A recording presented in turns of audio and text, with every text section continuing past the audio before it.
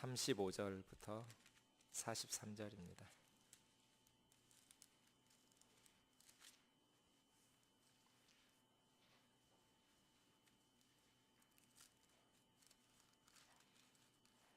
누가복음 18장 35절 제가 읽겠습니다. 여리고에 가까이 가셨을 때 한 맹인이 길가에 앉아 구걸하다가 무리가 지나감을 듣고 이 무슨 일이냐고 물은데 그들이 나사렛 예수께서 지나가신다 하니 맹인이 외쳐 이르되 다윗의 자손 예수여 나를 불쌍히 여기소서 하거늘 앞서가는 자들이 그를 꾸짖어 잠잠하라 하되 그가 더욱 크게 소리질러 다윗의 자손이여 나를 불쌍히 여기소서 하는지라. 예수께서 머물러 서서 명하여 데려오라 하셨더니 그가 가까이 오매 물어 이르시되 내게 무엇을 하여 주기를 원하느냐 이르시되 주여 보기를 원하나이다. 예수께서 그에게 이르시되 보라 내 믿음이 너를 구원하였느니라 하시매 곧 보게 되어 하나님께 영광을 돌리며 예수를 따르니 백성이 다 이를 보고 하나님을 찬양하니라. 아멘. 여리고 여러분 여호수아의 군대가 요단강을 건너서 맨 처음 정복한 성이 여리고입니다. 여리고의 위치를 보면 트랜스 요르단이라고 부르는데 요단강 동쪽 지역을 요단강 동쪽 지역에서 요단강을 건너서 예루살렘으로 오는 이게 굉장히 중요한 간선도로입니다. 고속도로가 있는데 그 도로변 처음 위치가 여리고입니다.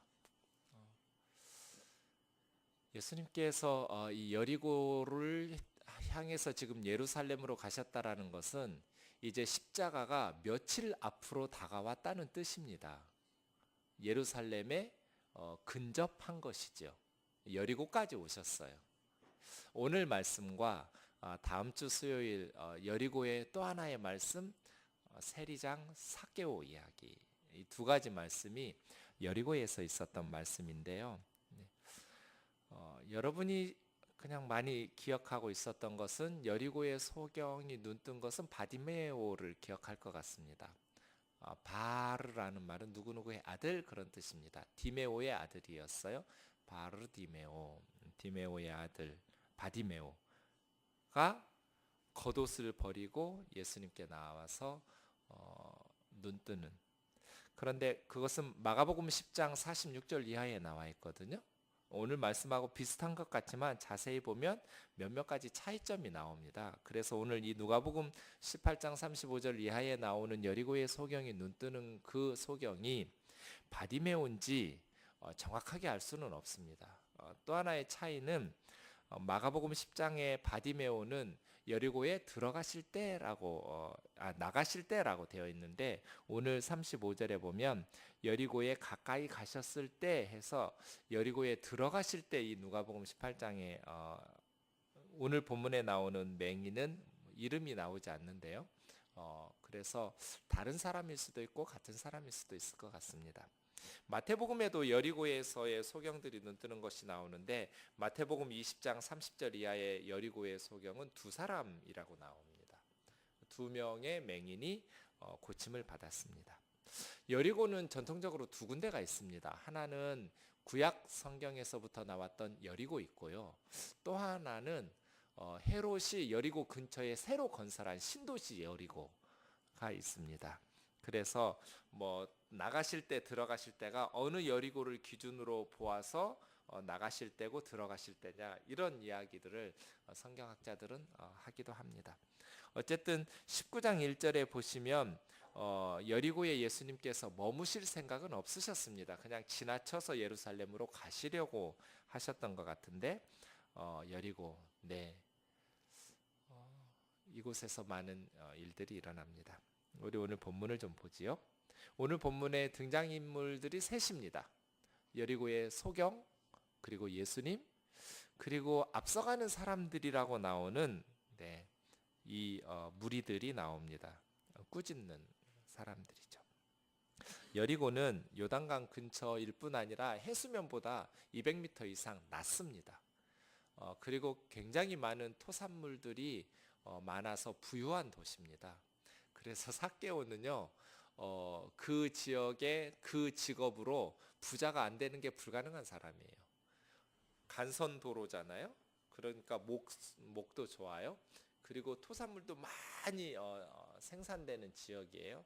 여리고에는 하여간 그래서 이렇게 앞을 못 보고 동정을 구하려면 구걸을 하려면 여리고 같은 데가 좋죠. 그래서 많은 맹인들이 있지 않았나 이런 생각은 듭니다. 이 맹인 예수님을 찾아간 게 아닙니다. 우연히 예수님의 소문을 들은 거예요. 그냥 예수님은 지나가시는 거예요. 그런데 이 맹인이 앞을 못 보니까 사람들에게 물어서 알았죠. 네.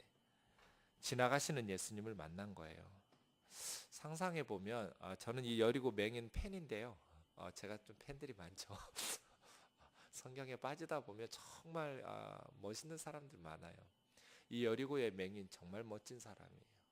너무너무 멋진 사람이에요. 불쌍하잖아요. 앞을 못 보고 거리에서 깡통 하나 놓고 구걸하면서 살아야 된다는 거. 참 모진 목숨 차마 끊지 못해서 사는 것이지 누가 이렇게 살고 싶겠어요. 사람들로부터 멸시받으면서 남에게 구걸해서 먹고 사는 삶. 참 불행한 삶입니다. 네. 너무너무 이렇게 자존심 상하는 일들도 많았을 것 같아요. 언젠가 어떤 아저씨가 낮에 왔어요. 교회에. 사무실에 그래서 제가 2,000원을 드리면서 그 말을 하지 말걸 그냥 뒤통수에 대고 그 말을 했어요. 아저씨 이것으로 그걸로 술 드시면 안 돼요. 그 아저씨는 술 냄새가 나지는 않았어요. 근데 갑자기 그 아저씨께서 뒤돌아오더니 다시 저에게 돈을 주는 거예요. 목사님, 나 이 돈 못 받습니다. 죄송합니다. 그 제가 미안하다고 사과하면서 아니라고 나는 돕는다고 사랑한다고 이렇게 돈을 드리면 그걸로 혹시 아저씨들이 가져서 술을 사서 드시면 더 건강을 해치기 때문에 염려돼서 한 것이지 못 믿어서 그런 것은 아니라고 한사코 안 받으면서 자존심 상해서 못 받겠다고 그냥 가신 적이 있어요. 사람이잖아요.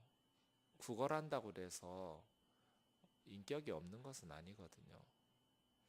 이 소경을 생각하면 사람들로부터 얼마나 멸시를 받았을까 그런 생각들도 해봅니다. 그래서일까요? 나사렛 예수라는 것을 듣고 예수님을 불러 세웠죠. 나 좀 불쌍히 여겨달라고. 그랬더니 무리들이 어떻게 합니까? 39절 보세요. 앞서가는 자들이 그를 꾸짖어 잠잠하라 하되. 꾸짖고 잠잠하라고 하는 거예요. 이 사람들 왜 꾸짖었을까요? 왜 이 맹인한테 꾸짖으면서 조용히 하라고 했을까요?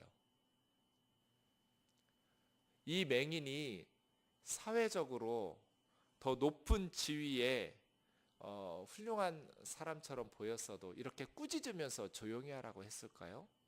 그렇지 않을 겁니다.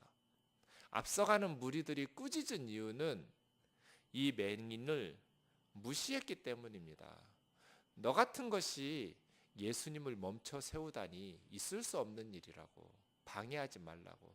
조용히 너는 거기서 찌그러져 있으라고. 아마 그런 심정이었을 겁니다. 근데 생각해 보면 누구보다도 예수님이 필요한 사람이 이런 맹인 아닙니까? 건강한 사람은 예수님이 없어도 모든 사람에게 다 예수님 필요한데 굳이 건강한 사람보다는 말하자면 이런 사람에게 예수님이 더 필요한 법이잖아요. 그렇죠? 그런데 무리들은 꾸짖었단 말이에요. 왜요? 세상적인 기준 때문이죠. 세상적인 기준으로 저는 그런 생각해 봅니다. 예수님을 위한답시고 예수님의 사역을 회방하는 일이 나에게는 없을까? 이 무리들처럼 말이죠. 예수님을 높이고 예수님을 귀히 대접한답시고 예수님의 사역을 회방하는 그러한 생각으로 언행을 행하면서 살아가는 적은 없을까? 그런 반성이 됩니다. 사랑하는 형제 자매 여러분, 세상적인 기준을 다 내려놓고 이 세상 모든 사람들, 특별히 가난하고 병들고 여러 가지 부족한 사람들에게 더욱 예수님이 필요하다라는 것을 기억하면서 그들을 통해서도 예수님께서 놀라운 역사를 일으킬 수 있음을, 이 결론이 모든 사람이 다 이를 보고 하나님께 찬양했다로 끝나거든요. 43절에서.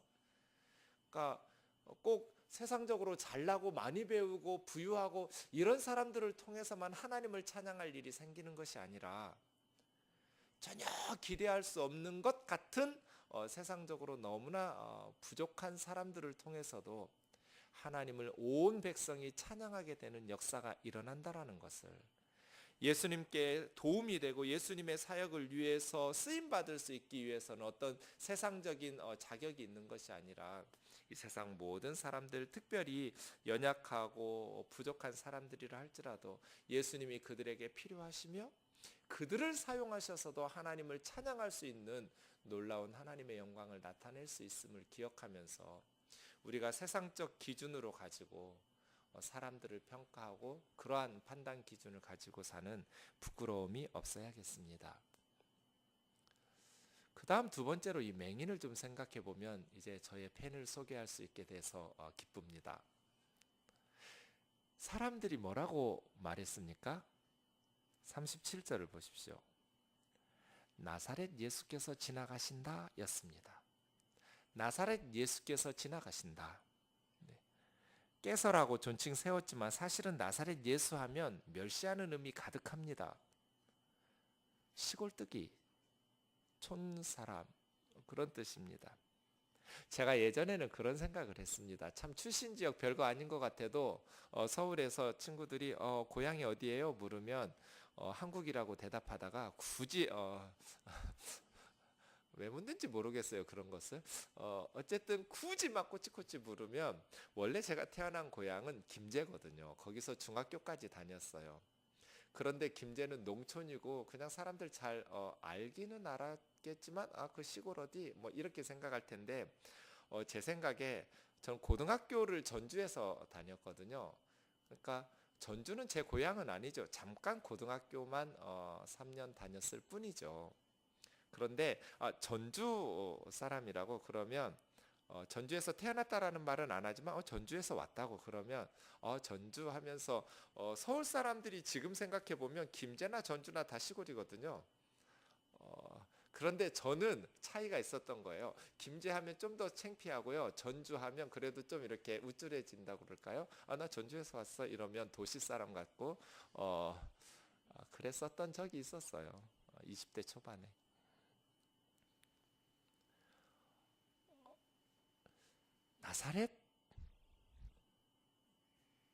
나사렛에서 무슨 선한 것이 나올 수 있어? 이 나다나엘의 말이 딱 그 시대 유대인들의 나사렛에 대한 평가예요. 구약 성경에 한 번도 안 나와요. 메시아는 어디서 나와야 돼요? 베들레헴에서 나와야 돼요. 다윗이 태어나고 자라난 유대 지방 베들레헴. 나사렛은 갈릴리예요. 갈릴리는 당시 사람들 의식 속에는 이방 지역하고 큰 차이가 없는 동네예요. 거의 이방인이나 이방인들보다 좀 나은 동네가 갈릴리예요. 평가 겁나 안 좋아요. 이게 나사렛이에요. 나사렛 예수가 지나가신다. 근데 이 여리고 형님이 뭐라고 부르셔요? 예수님을 나사렛 예수요 이렇게 불러야 하잖아요. 나사렛 예수께서 지나가신다. 그런데 나사렛 예수요 나를 불쌍히 여기소서 이렇게 하지를 않고 바꿨어요. 다윗의 자손 예수요 나를 불쌍히 여기소서예요. 누가복음에서 예수님을 다윗의 자손이라고 부르는 유일한 사람이 여리고 형님이에요. 유일해요. 여기가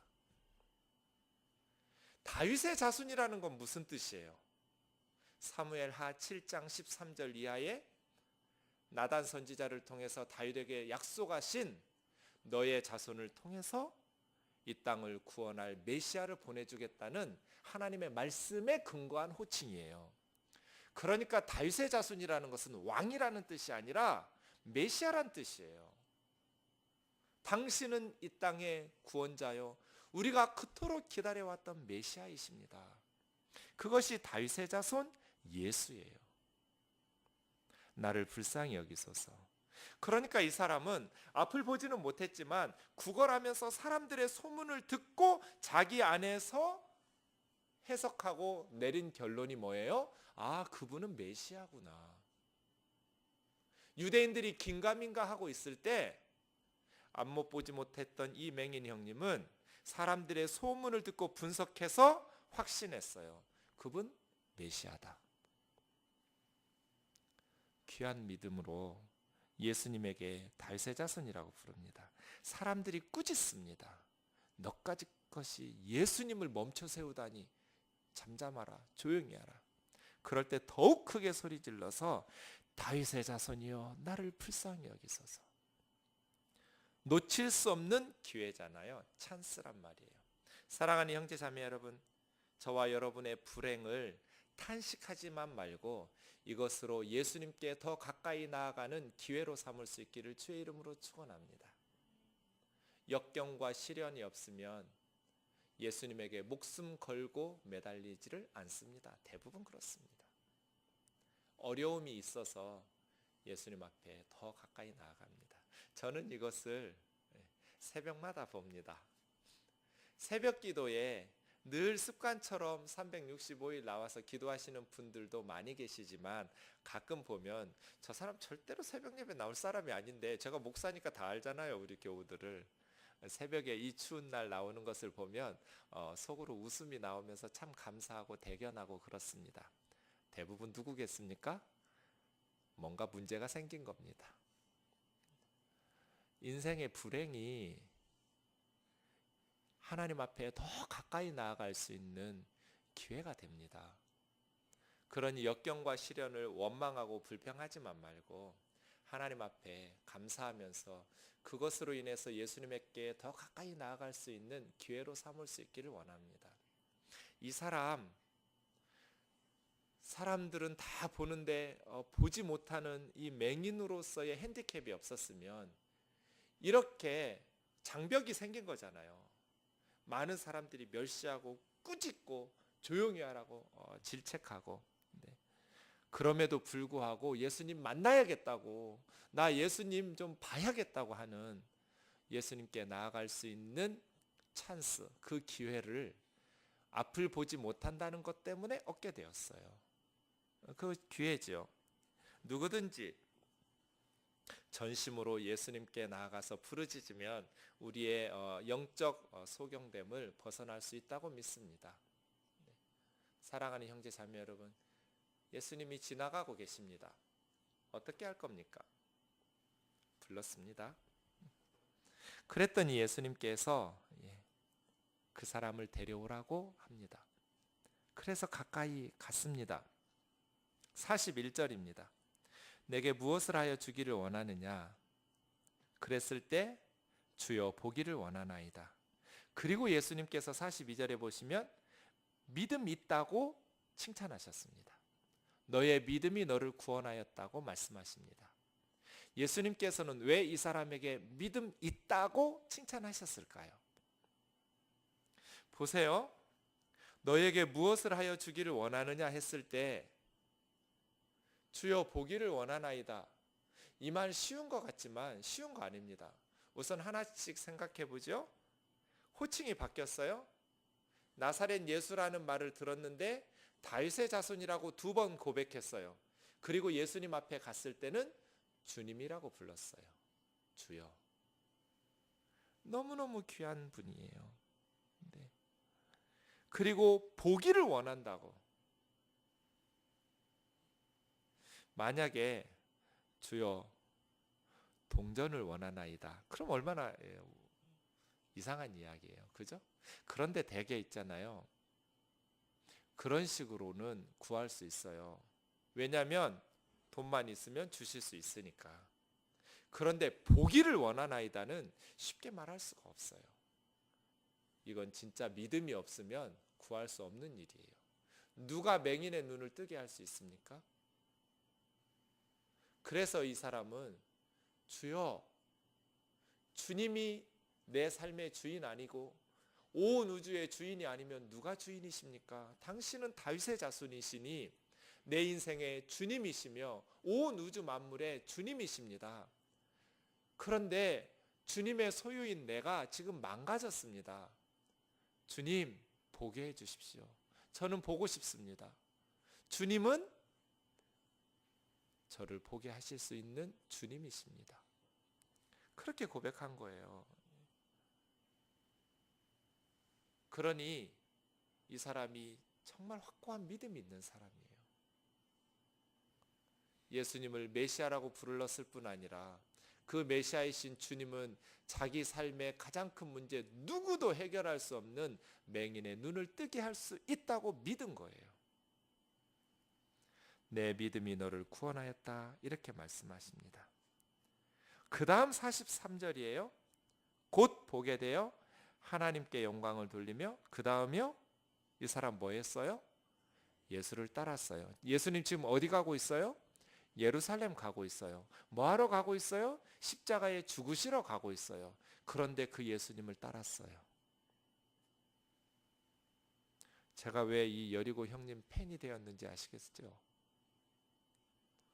그냥 눈 뜨고 달아나지 않았어요. 예수의 뒤를 따르는 제자가 되었어요. 당시에 예수의 뒤를 따른다라는 것은 박해와 순교를 의미해요. 그럼에도 불구하고 이 맹인 예루살렘으로 가시는 예수님의 뒤를 따르기 시작한 것이죠. 사랑하는 형제 자매 여러분, 하나님께서 우리에게 베푸신 귀한 삶을 믿음으로 살아갈 수 있기를 원합니다. 여러분에게, 그리고 저에게 예수 그리스도는 누구십니까? 예수 그리스도는 어떤 분이십니까? 예수님은 정말 내 인생에 눈을 뜰 수 있다고 생각하십니까? 아, 이건 불가능해 하고 포기하고 계시지는 않습니까? 오늘 하루 동안 여러분은 어떤 기도들을 하셨습니까? 어떤 소원함들을 가지고 계셨습니까? 우리 주님은 나를 위해서 무엇을 하시는 분이라고 기대하셨습니까? 저는 오늘 하루 종일 기도하면서 어려서 교회를 다녔지만 지금은 교회를 다니지 않는 알고 있는 장로님의 새 자녀를 위해서 계속 기도했습니다. 교회 다닐 마음이 없습니다. 이미 오래전에 신앙을 버렸습니다. 아버님이 장로님인데 자녀들에게는 믿음이 없습니다. 주여, 주님께서 원하시면 그 새 아이들은 반드시 영의 소경됨을 벗어나서 영적으로 눈을 떠서 예수님의 제자가 되어서 여리고의 형님처럼 예수님을 따르는 주의 자녀들이 될 줄로 저는 믿습니다. 이게 오늘 하루 종일 저의 기도였습니다. 주님, 저도 믿습니다. 세상적으로 보면 그 아이들이 돌아올 가능성은 불가능에 가까운 것 같지만, 하지만 예수님께서 행하시면 언젠가 그 아이들이 돌아올 줄로 저는 분명히 믿습니다. 그들의 눈을 뜨게 해 주십시오.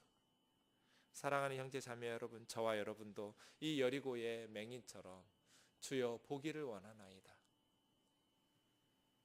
주여 보기를 원하나이다. 주님은 우리 인생의 참된 유일한 주이시오니, 주인 되신 주님, 물건이 고장나면 주인이 고쳐주는 것이 맞습니다. 우리의 삶이 고장났습니다. 주님이 고쳐주십시오. 주님은 고쳐주실 줄 능력이 있는 줄을 우리는 믿습니다. 너의 믿음이 너를 구원하였다고 말씀하시는 역사가 저와 여러분의 삶 가운데도 있기를 주의 이름으로 축원합니다. 저와 여러분의 믿음이 우리를 고치고 구원할 수 있기를 원합니다. 주여 보기를 원하나이다. 주여 보기를 원하나이다. 마지막 예수님입니다. 예수님께서는 사람들과 달랐습니다. 멈춰 서서 그 사람을 데리고 오라고 말씀하셨습니다. 그리고 물으십니다. 너에게 무엇을 하여 주기를 원하느냐? 지금까지 이 사람에게 이렇게 물은 사람이 없었을 것 같습니다. 길거리의 맹인에게 누가 묻습니까? 나 여기다가 1,000원 넣어도 될까요? 아니면 500원 넣어도 될까요? 500원 넣어드릴까요? 1,000원 넣어드릴까요? 100원밖에 없는데 이거 넣어도 됩니까? 이런 식으로 질문하는 사람이 어디 있습니까? 그냥 자기 마음대로 하고 갑니다. 그런데 예수님은 묻습니다. 무엇을 해 주기를 원하십니까? 주여 보기를 원하나이다. 어찌 보면 물으나 마나한 질문 같습니다. 맹인이 예수님에게 보기를 원한다고 대답할 것이 예상됨에도 불구하고 주님은 묻습니다. 저는 이것을 우리 그리스도인들이 반드시 배워야 된다고 생각합니다. 특히 아이들을 키우는 부모들이 배워야 된다고 생각합니다. 무엇을 해주기를 원하느냐고. 엄마들이 밥할 때 콩밥을 할까 보리밥을 할까 현미를 넣을까 말까 물어야 된다고 봅니다. 이거는 너무 극단적인 이야기이지만 존중하는 것이죠. 집에서 존중받은 아이들이 밖에 나가서도 다른 사람을 존중할 수 있게 됩니다. 어리다고 해서 무시당할 이유는 없습니다. 좋은 것도 가능하면 강요하지 않는 것이 좋습니다. 예수님께서 고쳐주고 나서 돈 받는 것 아니지 않습니까? 그럼에도 불구하고 예수님께서는 무상진료임에도 불구하고 묻습니다. 언제나 묻습니다. 무엇을 원하느냐고. 무엇 해주었으면 좋겠느냐고. 상대방에게 이거 좋으니까 받고 고맙지? 이런 무례함이 예수님에게는 없습니다. 우리 그리스도인들이 이 예수님의 겸손한 마음을 상대방을 배려하는 그 사랑의 마음을 배워야 된다고 봅니다. 사랑은 무례하게 행하지 않는 것입니다. 예수님은 그 사람에 대한 사랑으로 충만했습니다. 그동안 배우지 못하고 또 가진 것 없다고 해서 수없이 멸시받았던 그 사람을 예수님께서는 가장 소중하게 귀하게 존중하고 있는 모습을 봅니다. 우리 가운데에서 그러한 감동이 느껴졌으면 좋겠습니다. 부유한 사람들에게 저는 짜장면을 사줍니다. 제가 아니어도 좋은 거 잘 사주는 사람들 많을 테니까요. 그런데 어려운 사람들에게는 제가 할 수 있는 최대한으로 비싼 거 사줍니다. 어쩌면 평생에 먹어보지 못한 것들일 수도 있습니다. 부유한 사람들에게는 그냥 양말 한 짝 사줍니다. 그런데 어려운 사람들에게는 비싼 거 사줍니다. 저도 좀 삐딱하다고 인정합니다. 그런데 있잖아요. 부자들에게는 목사까지 좋은 거 사줄 줄 그거 격에 맞추면서 좀 어렵게 살고 가난한 사람들에게는 싼 거 사면 제 양심이 허락을 안 합니다. 부끄러운 생각이 듭니다. 사랑하는 형제 자매 여러분, 세상에서 저는 이런 기준도 없었으면 좋겠습니다. 이것도 잘못됐다고 생각합니다. 부유하든지 가난하든지 아예 그런 의식조차도 없이 그냥 더불어서 사는 것이죠. 앞을 본다고 해서 다 건강한 것 아니지 않습니까? 우리는 마음이 더 어두운 사람들 아닙니까? 몸에 장애가 있다고 해서 그 사람들만 병든 것 아니고 우리는 마음에 장애가 있으니 안경 낀 사람들 다 지금 장애인이거든요. 안경 낀다고 장애인이라고 뭐라고 하지는 않지 않습니까? 사람들을 세상적인 기준을 가지고 평가하면서 공손하게 하기도 하고 멸시하기도 한다면 우리는 오늘 본문에 나오는 예수님의 제자는 아닙니다. 무엇을 해드리기를 원하십니까? 내가 어떻게 해드릴까요? 무엇을 원하십니까? 이 질문이, 이 공손함이 저와 여러분의 인생에 생략되지 않기를 주의 이름으로 축원합니다. 기도하겠습니다. 사랑하는 하나님 아버지,